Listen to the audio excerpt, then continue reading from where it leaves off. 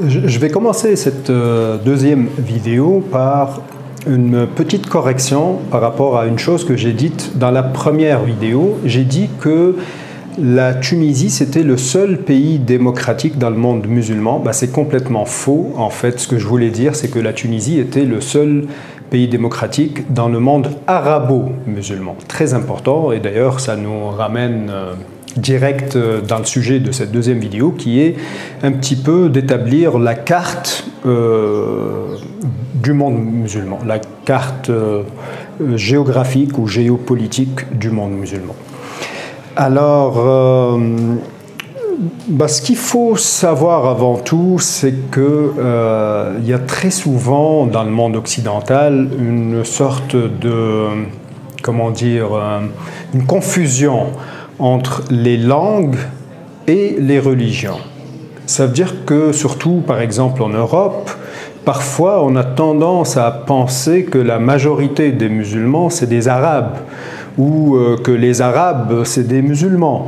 Et tout ça, c'est beaucoup plus complexe que ça. De toute façon, ce qui est sûr, c'est que la majorité des musulmans ne sont pas des Arabes. Et la majorité des musulmans ne vivent pas dans le monde du Proche-Orient, comme le monde la place géographique à laquelle on associe très souvent les musulmans. La très grande majorité des musulmans ne vivent pas dans le coin de l'Arabie Saoudite ou de la Syrie ni de l'Irak. En réalité, la très grosse majorité vivent en Asie. Et quand je dis en Asie, ça veut dire en Indonésie, en Malaisie, en Inde, en Chine, etc., etc. Il y a beaucoup de pays là où la majorité de la population sont musulmans dans ce coin-là du monde. Alors, c'est là justement où parler du monde musulman, en fait, n'a aucun sens. Ça commence bien, je suis en train de parler d'un sujet qui n'a aucun sens. Oui, tout à fait, parce qu'en réalité, l'islam, c'est peut-être la deuxième grande religion au monde, et quand l'islam s'est diffusé, il est parti un petit peu dans tous les sens, de l'Arabie Saoudite vers le nord, le sud, l'est, l'ouest. Et à chaque fois que l'islam s'est propagé, il a rencontré d'autres religions, d'autres traditions, d'autres cultures, d'autres langues. Et le plus souvent, ce qui est arrivé, c'est que l'islam s'est mélangé avec ce qu'il a trouvé sur place. Ce qui fait que quand on regarde la carte de l'islam aujourd'hui, ou quand on regarde le monde musulman d'aujourd'hui, eh bien on trouve un monde extrêmement divers et extrêmement complexe. De la Mauritanie ou de tous les pays africains qui sont musulmans jusqu'à, je ne sais pas, la Chine ou l'Indonésie, qu'est-ce qu'il y a en commun? Ces peuples-là ne se connaissent pas du tout, ou presque pas du tout. Ils ont très peu de contact les uns avec les autres. Ils voyagent très peu les uns vers les autres. Ils parlent des langues complètement différentes. Et l'islam qui est présent dans ces pays-là s'est mélangé depuis des siècles avec des traditions autochtones, natives, et qui sont aussi complètement différentes. L'islam s'est mélangé avec le taoïsme, le bouddhisme, le confucianisme. Il s'est mélangé avec les religions autochtones du continent africain. Et bien évidemment, l'islam a toujours été en contact avec les deux autres grandes religions duquel l'islam est né, c'est-à-dire le christianisme et le judaïsme. Ceci étant dit, l'islam n'a pas vraiment réinventé le monde. Et il n'y a de toute façon aucune religion qui a réinventé le monde. Dans le sens, je dis ça dans le sens où il n'y a aucune religion qui est apparue comme ça de nulle part. C'est sûr que dans la très grande majorité des religions, lorsque les gens ont la foi et lorsque les gens sont un peu très attachés à leur religion, ils ont souvent tendance à croire et à dire aussi que ma religion, elle est vraiment complètement différente des autres religions. Mais non, ce n'est pas vraiment le cas. En tout cas, je pense. L'islam s'inscrit dans une continuité, une très vieille continuité. On ne peut pas vraiment dire l'islam commence ici ou commence là précisément dans un point historique. Si vous parlez avec les musulmans, il y en a plusieurs qui vont vous dire que l'islam a commencé bien évidemment avec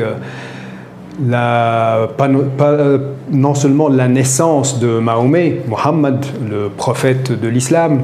Donc ils vont vous dire que l'islam a commencé non seulement avec la naissance de Mahomet, mais plus précisément lorsque Mahomet a eu la révélation, lorsqu'il avait la quarantaine à peu près. Mais en réalité, lorsqu'on regarde la révélation que Mahomet a eue et ce qu'il a dit ou ce qu'il dit que Dieu lui a dit, eh bien on retrouve à peu près les mêmes mythes ou les mêmes contes qui se retrouvent dans le judaïsme et dans le christianisme.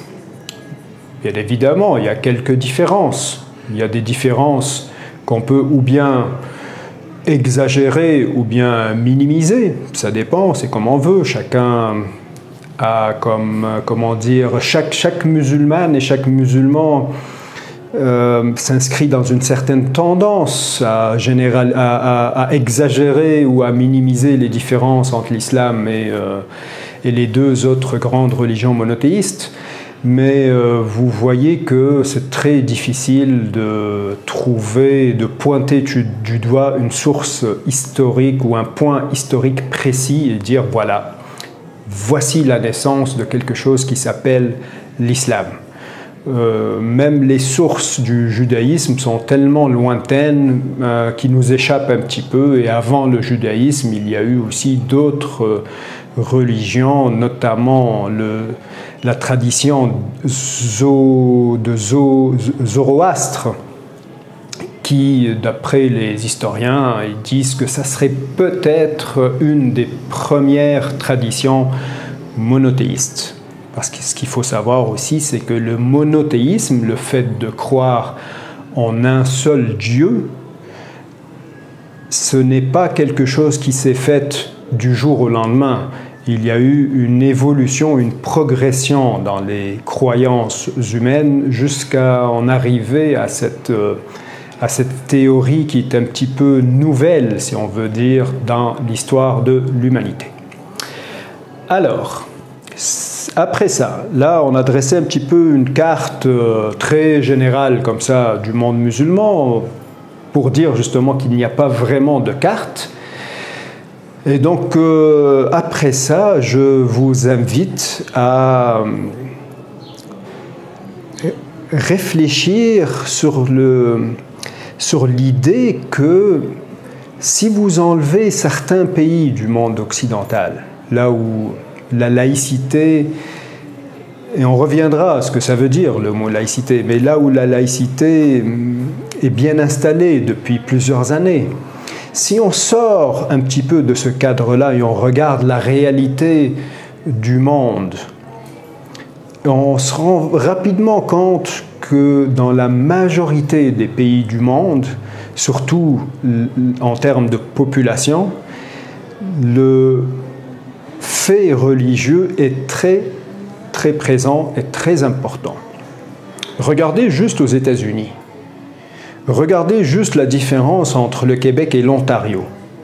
Regardez juste la différence entre le sud de l'Italie ou l'Italie et l'Europe du Nord.